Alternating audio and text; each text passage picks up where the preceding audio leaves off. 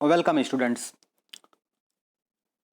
IRT यानी कि institute of engineering and rural technology Allahabad प्रवेश परीक्षा। तो प्रीवियस ईयर के क्वेश्चन पेपर का जो कि बेस्ड ऑन मेमोरी यानी कि स्मृति पे आधारित होते हैं, यानी कि उसका 80 से 90% क्वेश्चन हूबहू परीक्षा में पूछा गया है, वो जिसका पूरा का पूरा पेपर सॉल्व करेंगे हम लोग। तो ये इसका पहला पार्ट है जिसमें हम लोग 10 क्वेश्चन का अच्छे से सॉल्यूशन देखेंगे। जो students Uttar Pradesh polytechnic entrance examination की प्रिपरेशन कर रहे हैं उनके लिए भी ये बहुत ही बेनिफिटेड है, बहुत ज़्यादा 90 95 100% तक ये यूजफुल है उनके लिए भी।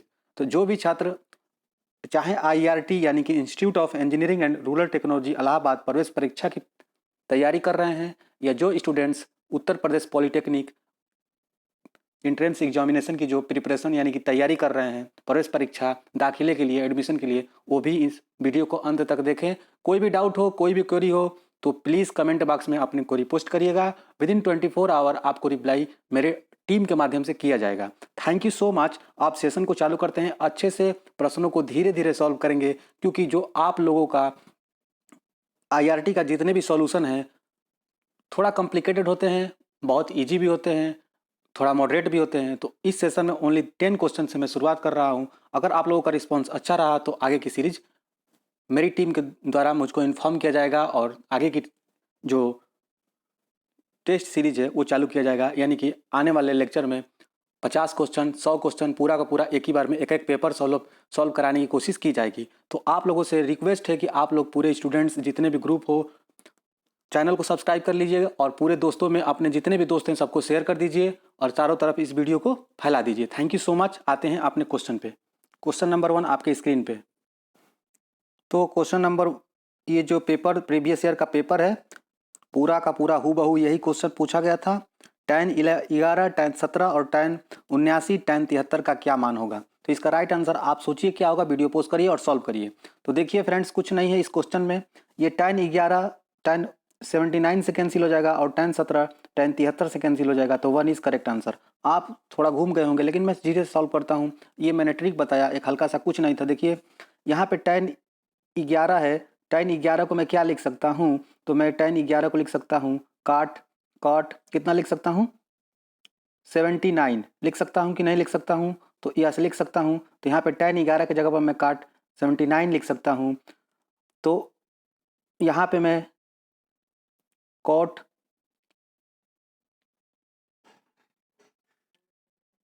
कॉट 79 इंटू tan 79, तो कॉट 79 की वैल्यू होता है 1/tan 79 और यहाँ पे हो जाएगा tan 79, तो tan 79 और 1/cot 79 से ये कैंसिल हो जाएगा। तो इसका जो मान होगा, इसका जो मान होगा 1 होगा। उसी प्रकार tan 17 का मान और tan 73 का मान एक दूसरे को कैंसिल करेगा तो 1 होगा, और 1 में 1 से मल्टीप्लाई करोगे तो 1 होगा। B is correct answer. आप समझ गए होंगे। आप सॉल्व करिएगा, आप कोशिश करिएगा, नहीं समझ में आएगा तो फिर पूछिएगा, मैं अच्छे से रिप्लाई कर दूंगा, कोई दिक्कत नहीं है। tan 17 tan 79 से कैंसिल होगा और tan 17 tan 73 से कैंसिल होगा, यानी कि कट जाएगा। तो एक हमारा राइट आंसर एक हो जाएगा। एक is correct answer, 1 is correct answer. तो समझ गए होंगे आप। अगर कोई भी डाउट होगा तो प्लीज़ पोस्ट करिएगा कमेंट। अगला क्वेश्चन देखिए। ये प्रीवियस ईयर में पूछा गया क्वेश्चन, 3 क्रमागत सम संख्याओं का योग, पूर्णांकों का योग 54 है, तो इनमें सबसे छोटा पूर्णांक क्या होगा। तो 3 क्रमागत वो भी सम है, तो पहला मान लीजिए क्रमागत संख्या मान लीजिए ए है सपोज। तो दूसरा क्रमागत संख्या क्या होगा, a+2 होगा, क्योंकि सम संख्या क्या होता है प्रत्येक, अगर यहाँ पे मैं 6 मेरा सम संख्या है, सम संख्या क्या होता है 2 4 8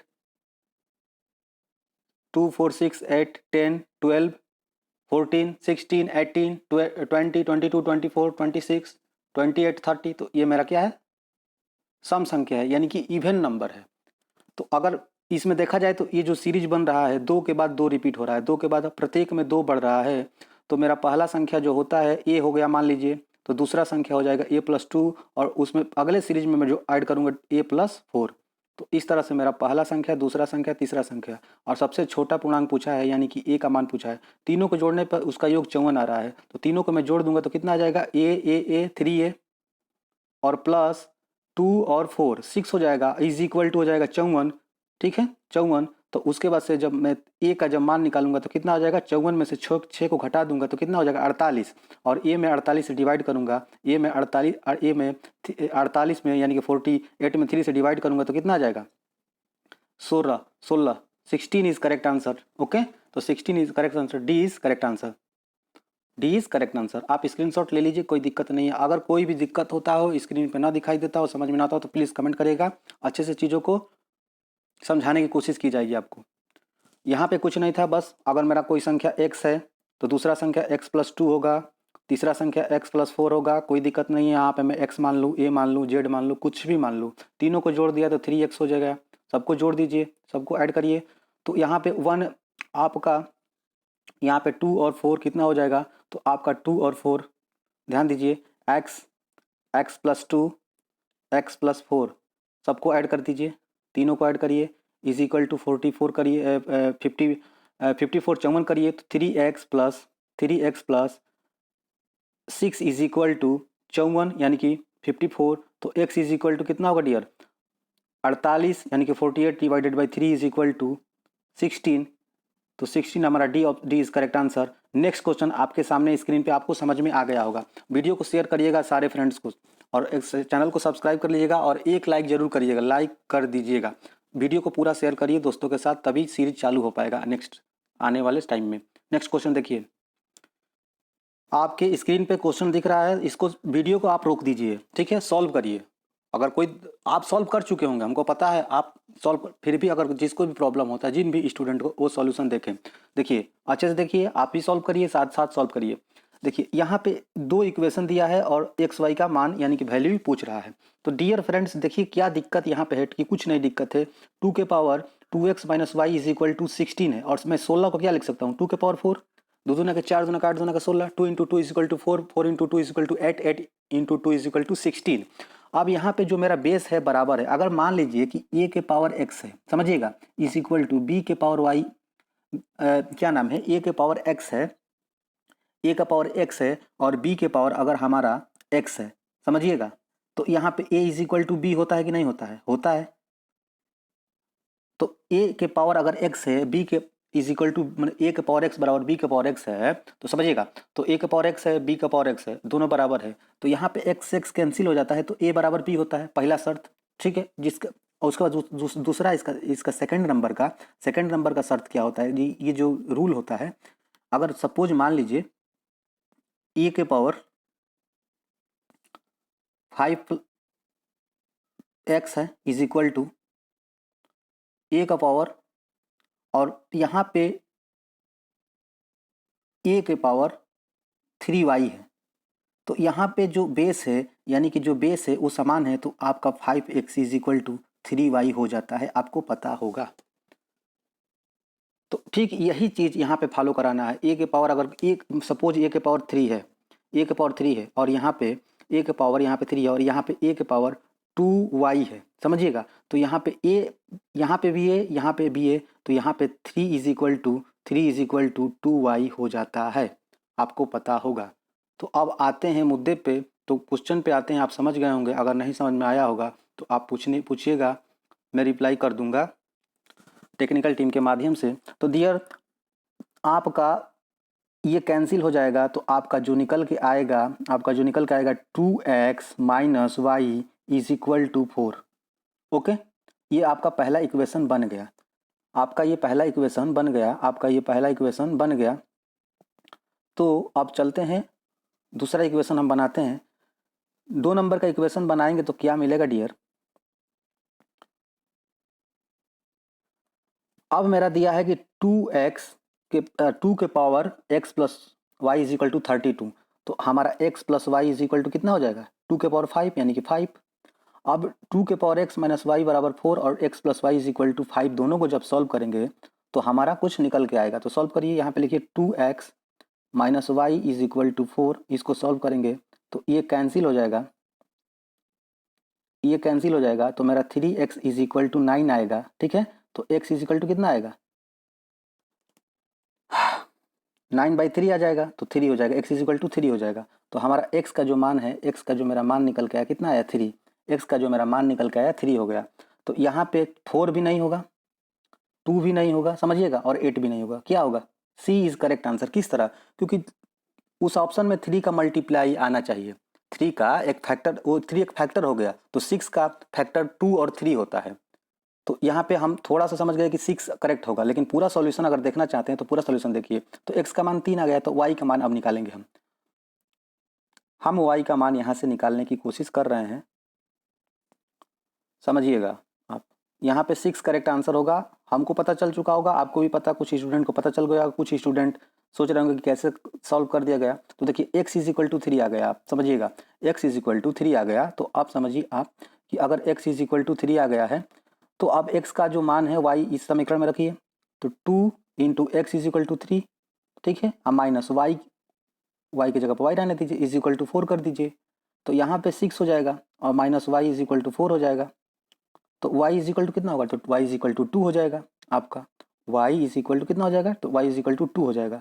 तो x इज इक्वल टू 3 और y इज इक्वल टू 2, तो x y is equal to 3 into 2 is equal to 6, और वही मैं पहले बताया था कि 6 करेक्ट आंसर होगा। तो C is correct answer, C is correct answer, 6 is correct answer. Next question देखिए, इसका स्क्रीनशॉट ले लीजिए, अच्छे से प्रैक्टिस करिए, कोई दिक्कत नहीं है, ठीक है, आपको समझ में आ गया है। ये क्वेश्चन बोल रहा है वह संख्या कौन सी है? तो मान लीजिए कि वो संख्या x है, y है, z है, कुछ भी मान लीजिए, जिसका 1/5 भाग, तो इस संख्या का x 1/5 भाग x/5 हो जाएगा। 1/5 भाग में 1/5 भाग में 4 की वृद्धि कर दिया गया, तो +4 जोड़ दीजिए। तो उसके 1/4 भाग में, तो उसी संख्या के 1/4 भाग में यानी कि x/4 भाग में 10 की कमी हो जाती है, तो -10 कर दीजिए।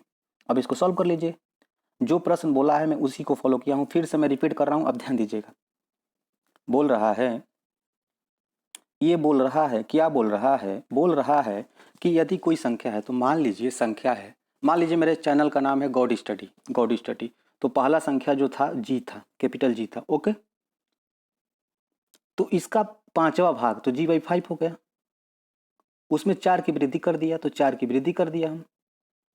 तो फिर उसके 1/4 भाग में 10 की कमी कर दिया जाए, तो वो इक्वेशन जो बन रहा है, जो समीकरण बन रहा है, वो बराबर हो जा रहा है। तो इज इक्वल टू उसके 1/4 भाग यानी कि g/4 में 10 की कमी कर दिया जाए, -10। अब इसको सॉल्व करेंगे तो कुछ हमारा आएगा। तो देखिए g/5 जो है, g/5 कम है किससे? g/4 से। तो g/5 को इधर लेके आएंगे, तो g/5 को जब इधर लेके आएंगे, तो अगला इसका स्क्रीनशॉट लीजिए, अगले साइड पे चलते हैं, ठीक है। यहाँ पे इधर ये 10 इधर आएगा तो कितना हो जाएगा? 14, और इज इक्वल टू जी बटे यहाँ पे दिख दे रहा हूँ, g/4 minus g/5 is equal to कितना आ जाएगा? 5g माइनस 4g बटे में 20, तो कितना हो जाएगा? g बटे में 20, तो g बटे में 20 आ जाएगा। तो 14 इज इक्वल टू हो जाएगा g बटे में 20, 14 इज इक्वल टू हो जाएगा g बटे में 20। नेक्स्ट स्लाइड पे चलते हैं। तो 14 यानी कि 14 इज इक्वल टू हो जाएगा g बटे में 20, ठीक है। तो g बराबर कितना हो जाएगा? 280, 280, 14 into 2, 14 into 2 is equal to 28 और 0। तो 20 करेक्ट आंसर हमारा, 20 करेक्ट आंसर आपको दिख रहा है, स्क्रीनशॉट ले लीजिए। तो 20 करेक्ट आंसर, कितना? 20 करेक्ट आंसर। अगर नहीं समझ में आया होगा तो पूछिएगा, ठीक है, आराम से समझिए, कोई दिक्कत नहीं है। कह रहा है कि वह संख्या ज्ञात करो जिसके 1/5 भाग में 4 की वृद्धि कर दी जाती है। तो अगर वो संख्या अगर x है, तो उस संख्या का 1/5 हो जाएगा x/5, जिसमें +4 की वृद्धि कर दिया आप, और तो उसी संख्या का x/4 का 10 अगर कमी कर दिया जा रहा है, तो दोनों क्या है? बराबर है। 10 की 1 में कह रहा है कि पहले इसमें कमी की जा रही है और इसमें 4 की वृद्धि की जा रही है। अब इसको सॉल्व कर रहे हैं तो मेरा आ जाए 280। कैसे आ जा रहा है? तो x/4 और इस चीज़ को x/4 के इधर लेके आएंगे तो x/5 हो जाएगा, और ये 10 आ जाएगा इधर, तो 14 हो जाएगा। आप सॉल्व करिए पेपर और पेन से, तो आपको समझ में आएगा। तो यहाँ पे 5x और 4x, तो x और 5 और 4 का मल्टीप्लाई 20, तो x/20 और x/20 इज इक्वल टू 14। तो आपका जो राइट आंसर होगा x इज इक्वल टू हो जाएगा 280, 280 is correct answer. x is equal to हो जाएगा 280, 20 करेक्ट आंसर। नेक्स्ट क्वेश्चन आपके स्क्रीन पे। ये क्वेश्चन, दो वृत्तों के क्षेत्रफलों का अनुपात 4 संबंधित 7 है, तो उसके बाद बताओ कि त्रिज्याओं का क्या अनुपात होगा। देखिए वृत्त है, कोई वृत्त है, ये वृत्त है और एक कोई ये वृत्त है। बोल रहा है कि इनके क्षेत्रफल, जिसका इसका एरिया ए है, इसका एरिया A2 है, A1 है, तो इसका जो एरिया का जो दिया है 4 दिया है, मान लीजिए सपोज 4 का रेशियो है, इसका 7 का रेशियो है। तो आप समझिएगा कि क्षेत्रफल क्या होता है, किसी भी वृत्त का क्षेत्रफल होता है पाई r स्क्वायर या पाई स्मॉल r स्क्वायर, कुछ भी ले सकते हो आप। तो एक इसका हो गया पाई R1 स्क्वायर और इसका हो गया पाई R2 स्क्वायर, और दोनों का अनुपात दिया है 4/7, 4/7। तो पाई से पाई कैंसिल हो जाएगा, तो आपका R1 अपान R2, R1 अपान R2, R1 अपान R2, R1 अपान R2 का होल स्क्वायर कर सकते हो, कोई दिक्कत नहीं है। इज इक्वल टू दिया है 4/7, 4/7, 4/7, 4/7। तो R1 अपान R2 क्या आ जाएगा? तो R1 upon R2 is equal to कितना आ जाएगा? अंडर रूट में 4/7, और 4/7 का जब मैं सॉल्व करूंगा तो आ जाएगा 2√7। तो इसका राइट आंसर होगा 2 संबंध √7, 2 अनुपात √7। अब आप आंसर ढूंढ लीजिए, तो B is correct answer, B is correct answer. आपको समझ में आ गया होगा, मैं रिपीट कर दे रहा हूँ, कोई दिक्कत नहीं है। देखिए रिपीट करने में क्या बात है, देखिए पहले पहले वृत्त का क्षेत्रफल पाई R1 स्क्वायर, इसका जो वैल्यू दिया है 4 दिया है, 4 का रेशियो है। दूसरे का दिया है पाई R2 स्क्वायर, इसका जो एरिया दिया है ये 7 का रेशियो दिया है। दोनों का जब मैं रेशियो निकालूंगा तो ये 4/7 आएगा। पाई से पाई कैंसिल हो जाएगा, तो R1 अपान R2 का होल स्क्वायर मेरा आएगा 4/7, यानी कि 4/7। ठीक है, समझ गए होंगे। तो अब क्या करेंगे हम, कि हमको तो त्रिज्या का पूछा है कि त्रिज्याओं का अनुपात बताओ, तो हमको त्रिज्या निकालना है ना। तो हम R1 अपान R2 करेंगे, और इधर 2 है तो उधर उस पक्ष में जाएगा। जब पक्षांतर करेंगे तो हमारा आएगा 4/7 का पावर कितना? 1/2। ओके, और 1/2 क्या होता है? रूट होता है, करणी होता है। तो इसका जब करणी निकालेंगे तो 4 का करणी जो आपका रूट निकालते हैं तो 2 हो जाता है, और 7 का हो जाएगा √7। तो इसका राइट आंसर होगा 2 संबंधे, यानी कि 2 अनुपाते √7। 20 करेक्ट आंसर, आप समझ गए होंगे, 20 correct answer. Next question screen पे आपके सामने कह रहा है कि 369 का आधा, तो 369 का आधा बटा 2 हो जाएगा।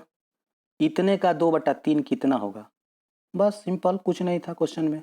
तो 2 से 2 कैंसिल हो जाएगा, और 3 से इसको डिवाइड करोगे तो 3, 2, 3, 123। ये इज करेक्ट आंसर, ये इज करेक्ट आंसर।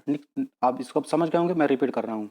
देखिए 369 है ना, बोल रहा है इसका आधा, तो इसका आधा कर दो। अब इसको कटाओ मत, छोड़ दो ऐसे ही। फिर कह रहा है कि आधा का मतलब होता है मल्टीप्लाई, 2/3, जिसे अंग्रेजी में बोलते हैं ऑफ, अंग्रेजी में बोलते हैं ऑफ का। 2 से 2 कट जाएगा, और ये 3 से कटाओगे, मैंने कैंसिल कराओगे तो 3, और 6 में 3 से डिवाइड करोगे तो 2, और 9 में करोगे तो 3, 123। ये इज करेक्ट आंसर, ये इज करेक्ट आंसर। वीडियो को सभी लोग प्लीज़ लाइक कर दीजिएगा, और दोस्तों के साथ शेयर जरूर कर दीजिएगा। शेयर करने से आपका ज्ञान बढ़ेगा, आपके सिलेक्शन के चांस बढ़ेंगे। आप शेयर कर दीजिएगा, कुछ अच्छा करिए ज़िंदगी में, शेयर करिएगा जरूर। चलिए नेक्स्ट क्वेश्चन आपके सामने है नेक्स्ट क्वेश्चन। आप जरूर कमेंट बॉक्स में बताइए आपको क्या चीज़ में दिक्कत हो रहा है, और सारा पेपर सॉल्व होगा। बस आप वीडियो को शेयर करिए, सरल करिए, इसको छोटा करिए, इसका सॉल्व करिए। मैंने ऑप्शन जानबूझ के टाइप नहीं कराया है, इसका मैंने ऑप्शन जानबूझ के टाइप नहीं कराया है। इसको हम डायरेक्ट सॉल्व करते हैं। देखिए 256 है, तो देखिए 256 क्या होता है? सबको याद होगा कि 256 होता है 16 का स्क्वायर होता है।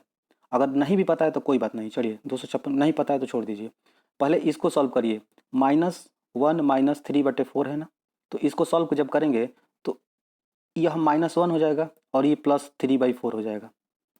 और इसको जब मैं सॉल्व करूंगा तो -4 + 3/4, ठीक है।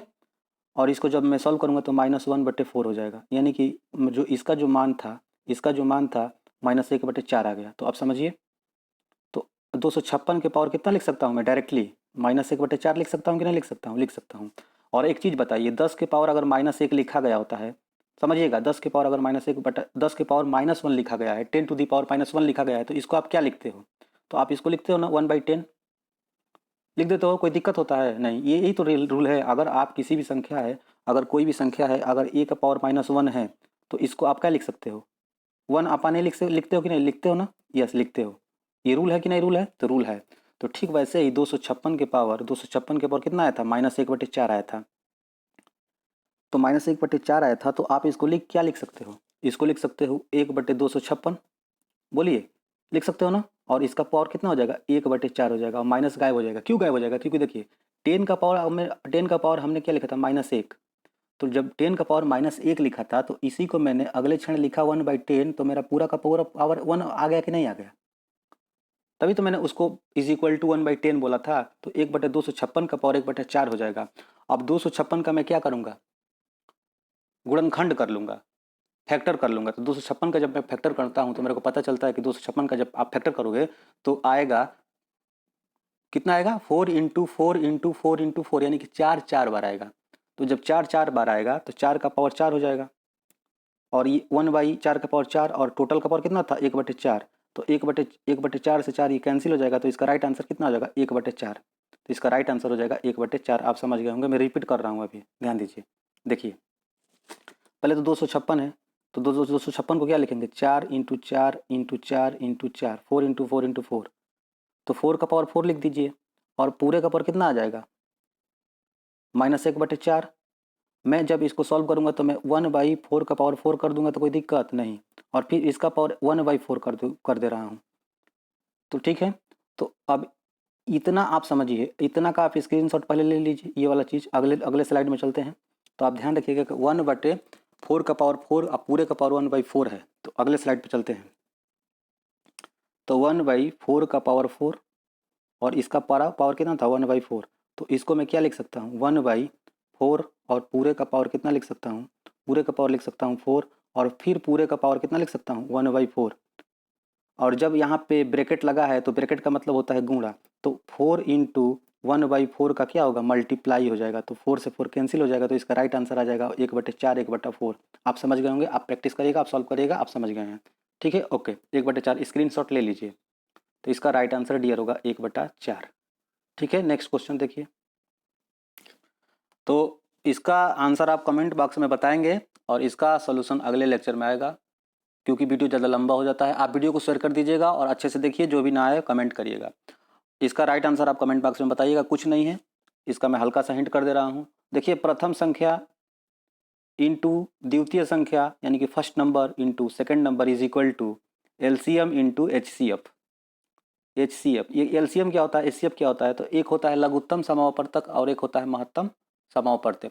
तो आपका लसा और मसा का मल्टीप्लाई जो होता है, पहला संख्या और दूसरा संख्या के बराबर होता है। तो दो संख्याओं का गुणनफल दिया है, तो दोनों संख्याओं का गुणनफल आप रख दीजिएगा 1280, और इज इक्वल टू कर दीजिएगा कितना, आपका एचसीएफ यानी कि महत्तम समावर्तक दिया है 8, इसका मान दिया है 8, और आपका पूछ रहा है लघुत्तम समावर्तक एलसीएम, लघुत्तम समावर्तक पूछ रहा है, तो एलसीएम का मान निकाल लीजिएगा और कमेंट बॉक्स में आप आंसर पोस्ट कर दीजिएगा। ठीक है, thank you so much. Video को शेयर कर दीजिएगा, लाइक कर दीजिएगा।